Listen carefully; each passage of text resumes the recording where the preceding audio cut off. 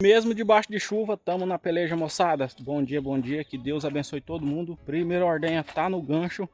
Hoje eu não vou lá levar as vacas.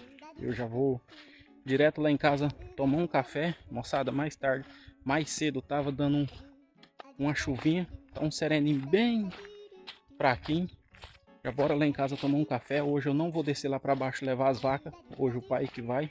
Ele já tá descendo lá para baixo, então não custa nada ele já ir levando elas, ok?